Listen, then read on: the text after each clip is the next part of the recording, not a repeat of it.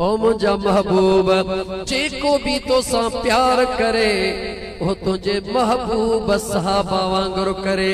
तू मां अल्लाह जो महबूबा ऐ तो महबूब मुस्तफा जा महबूब वरी इहे जान निसार छो त मुझा दोस्त अजीज मुझे करीम आका सल्लल्लाहु अलैहि व आलिहि वसल्लम जे दरबार में हिकड़े सहाबी अर्ज कयो या रसूल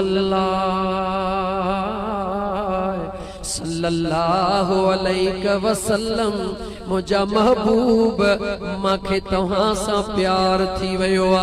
मुझे करीम आका मदीने जे ताजदार सल्लल्लाहु अलैहि वसल्लम जे ज़ात उन पांजे गुलाम के फरमायो तोखे ख़बर आ त तू छा चई रहियो आ।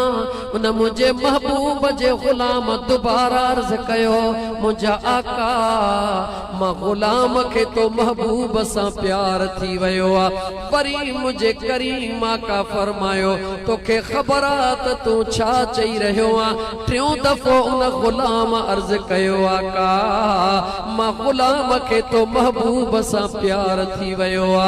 जॾहिं टियों दफ़ो सहाबी रसूल अर्ज कयो तोखे ख़बर आ त मुझे मुस्तफा केड़ो जवाब इनायत फरमायो। मुझे मदीने जे ताजदार फरमायो ओ मां मुस्तफा सां प्यार जी दावा करण वारा जे कदे तू सच्चो प्यार करे रहियो आ त पो हाणे दुखन ऐं डोलावन के बर्दाश्त करण ला भी तैयारी शुरू करे छदे। प्यार इम्तिहान वठंदो आ, प्यार इम्तिहान वठंदो आ। दुनिया जो प्यार दुनिया जो इम्तिहान वठंदो आ। डोकड़न जो इम्तिहान वठंदो आ, गाडिन जो इम्तिहान वठंदो आ।